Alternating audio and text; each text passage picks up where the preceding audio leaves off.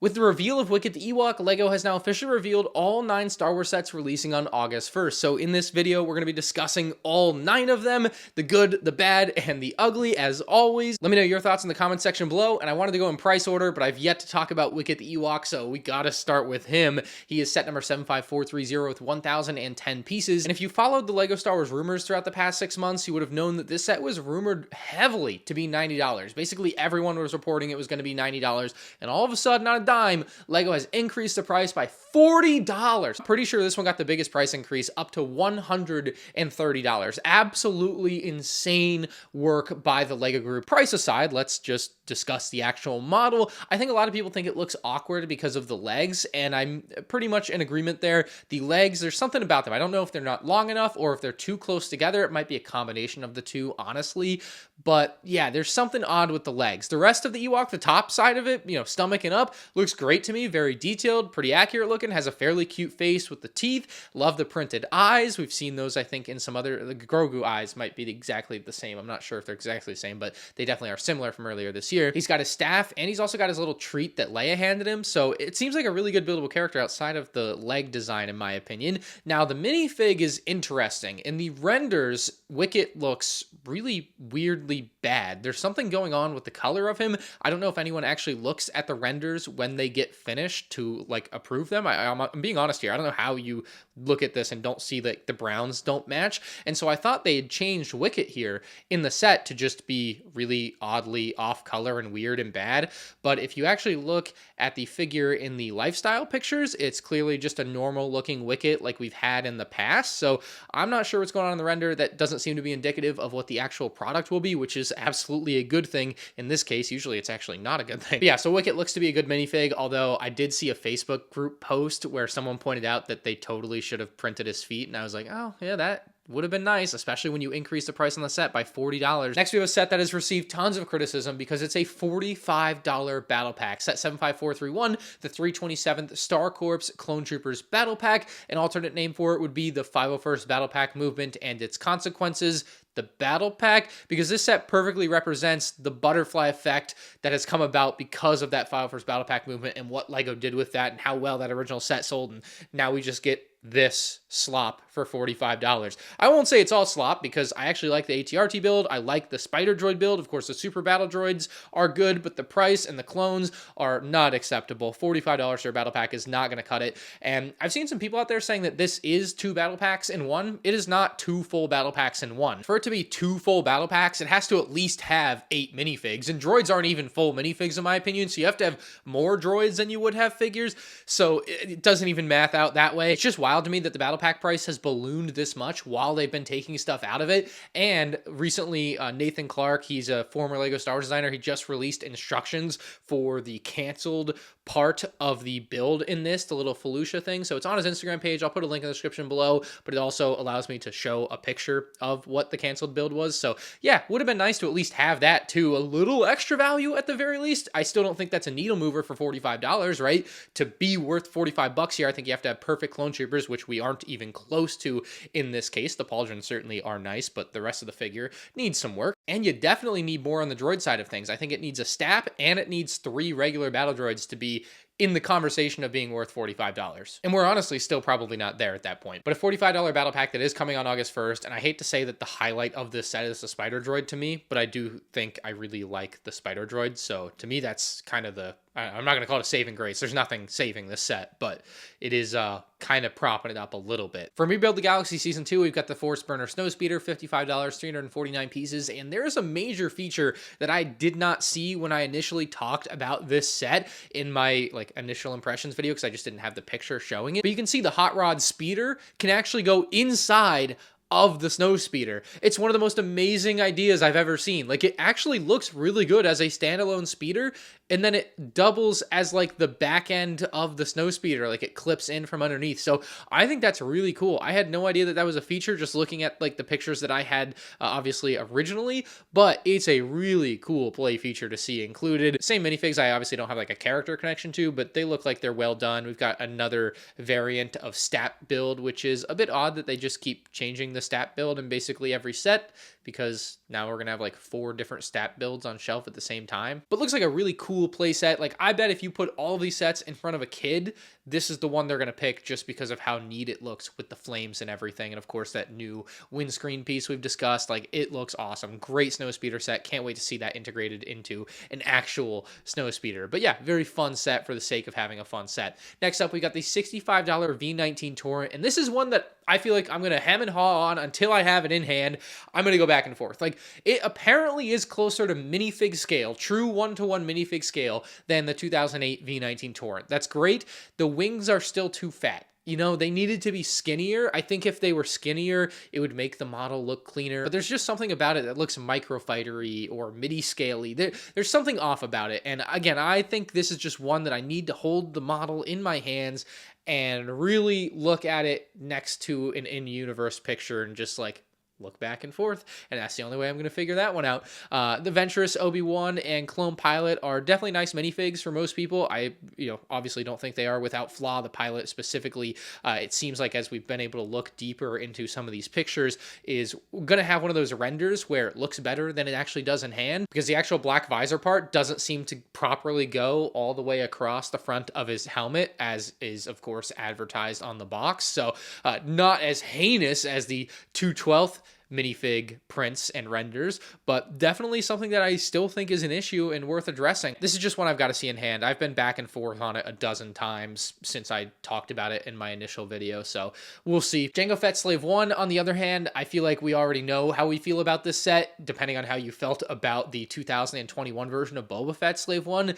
The price on this one, $70, 707 pieces. You've got that cart that allows you to stand up the Slave 1, or you can just use it as a maintenance cart. The minifigs are, I guess, overall, by definition, mid, because you've got really bad, good, and really great. And so when you average that together, I guess you're good or mid, whatever. You're in the middle. That Lama Su is going to do wonders for the sales on this set. What an amazing Kamino and minifig. It's just really awesome to see. And in the lifestyle pictures, I know a lot of people were worried about the color of the leg piece, but it looks like decently white to me. So it's hard to see if it's miscolored from the angle that we're given or from the distance that we can see. Maybe this one's better. Maybe it is a little bit off. Yeah, but it's not. The benefit that this one has compared to Dedra is that the white doesn't touch white brick, right? When a white print is right next to a white brick, it's very obvious. But because this one is broken up and it's got some stuff between it and the white brick, you're not going to notice that white being discolored as much. So obviously, all of this could just be fixed by LEGO doing a double layer print and not being cheap, which they shouldn't be so cheap. I mean, they're charging $70 for a set that's worth $50 here. The only other new thing that I wasn't able to see in my initial impressions video is that Jango does indeed have his hairpiece here. So nice inclusion. I'm sure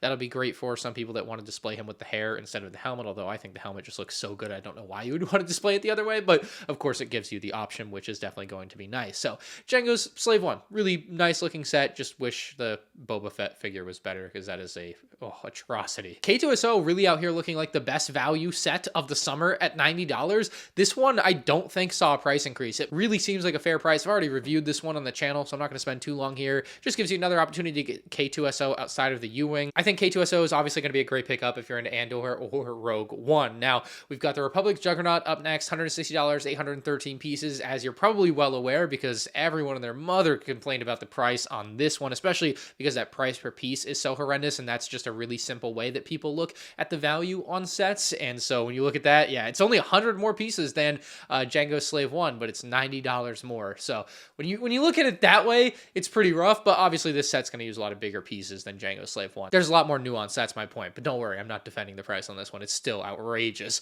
It's got 3 battle droids, who cares? Just to throw in, really should have just been more clone troopers. When it comes to the minifigs, Ki-Adi-Mundi is the best, most well-done fig in the set. He's literally a 10 out of 10, perfect Jedi figure. Absolutely love him. Unfortunately, I can't say the same thing about the figs that I've waited much longer to see in LEGO Star Wars form. Man, the Galactic Marines and Commander Vakara leave something to be desired, which, there's been a lot of conversation about this, and we don't even need to get into, what's accurate and what's inaccurate. Those are just facts. That is what it is.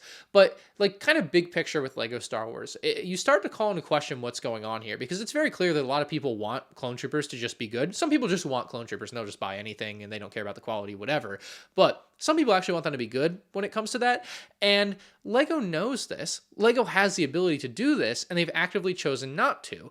Now, the question is, why? Are they being cheap? Well, that's probably part of it. The bigger fear of mine is that they're doing this really extra maliciously as a sales thing, and in the future, they'll revisit all of these at some point over the next 10, 15 years, right? And they'll make them better, and they'll be new and improved, and then they get to sell the same thing again and again to you.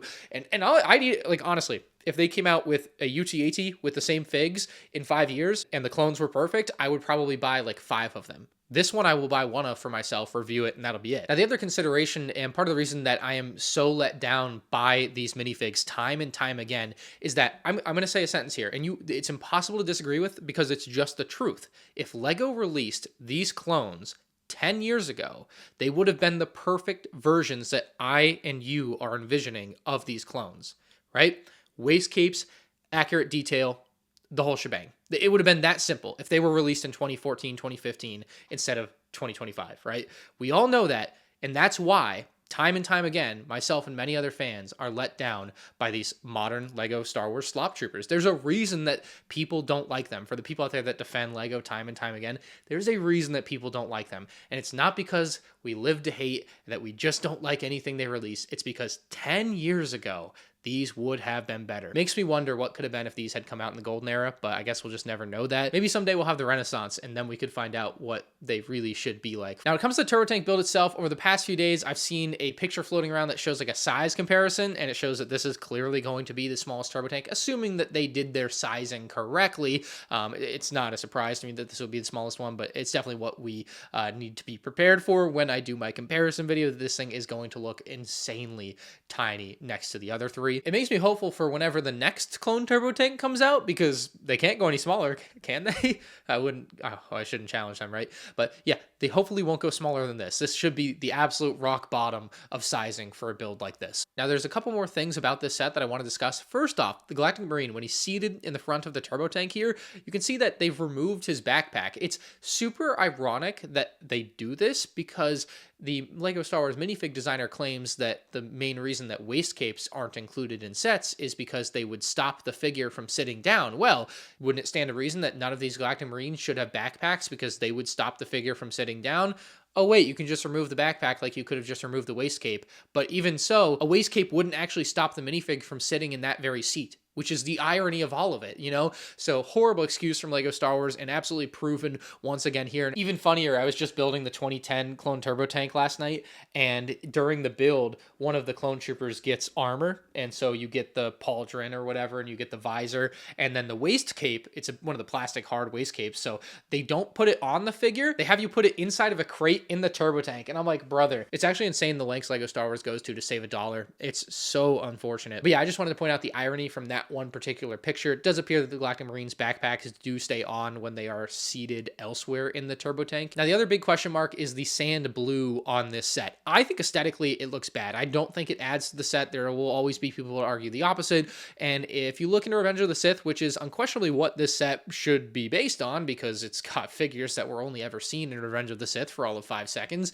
you would think that they would make it gray like it is in Revenge of the Sith. But there is technically some accurate source material. You have to go search for it. But in the Clone Wars, there's one render that I saw that people have been throwing around. One render, single render of the turbo tank where it clearly does have sand blue on the wheels. I have yet to find a picture that shows it having sand blue on this like bump on its head or whatever. So at the very least, it is accurate to something, which is good. You know, I'd rather that than not. But I just don't think I would have gone in that direction. I would have said, just make it gray. Next, we've got the Separatist MTT. Size aside, though, and the downsides that come with that, like the droid rack only being able to hold 6 droids, there's only one thing I think I dislike about the MTT's design, and that's its cannons being so short and stubby. They are clearly too short and stubby. The previous versions of MTT had this right, and now it is wrong. Someone did point out to me in my comments that the reason for this very likely is that they would get in the way of putting battle droids onto and taking them off off of the rack. So that's one of the big downsides of downsizing, is you have to make really unfortunate compromises like that really, I think, do affect the look of the model. I think if it had longer cannons on front, it would factually look better. I mean, it just would. How could you argue against that? So it's unfortunate there. When it comes to the minifigs, again, only 6 battle droids. You get the battle droid pilot. You've got 3 commando droids, which I think people are very excited to see back, but gunmetal gray, in my opinion, is, I don't even think it's an opinion. It's just absolutely the wrong color from the Clone Wars. It's very clear in the Clone Wars that these are brown. There are some poor lighting conditions that can make them look gray, but in any well-lit scene that I've seen of commando droids, they are absolutely, without a shadow of a doubt, a brown color. Same goes for Star Wars Battlefront. Like, they're just brown. They're not gray. And it's one of those things that, like, if Lego never even made them gray, no one would ever be like, well, they should have been gray. No one has ever said that about the original commando droids.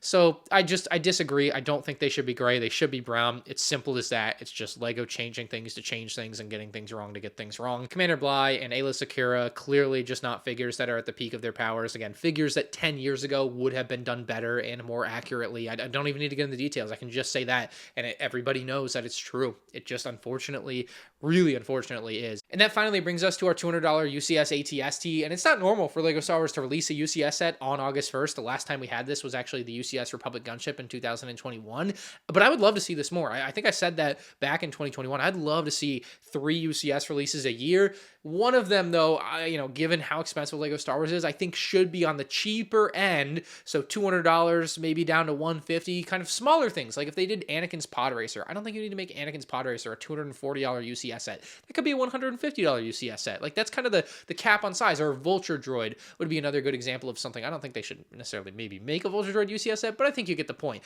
It's not the type of set that really should end up at the size of $240. Anyway, this build looks simply amazing, although it does seem to be a bit smaller than 2006. The minifig included, of course, is the ATST driver, who absolutely needed some dual molded legs, but the arm printing is a nice addition. Just, yeah, it's a very incomplete feeling UCS minifig. $200. Can't include dual molded legs. Like, it's just so unfortunate. Meanwhile, like every other $5 CMF gets dual molded legs.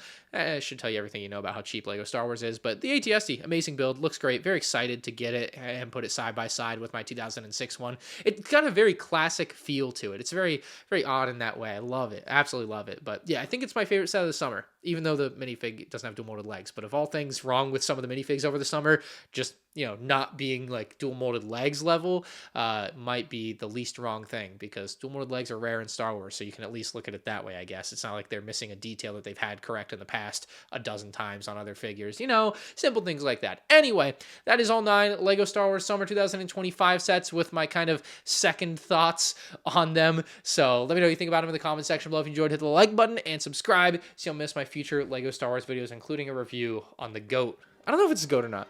2005's also got a good chance, but the build for this was the best one. It's not even close.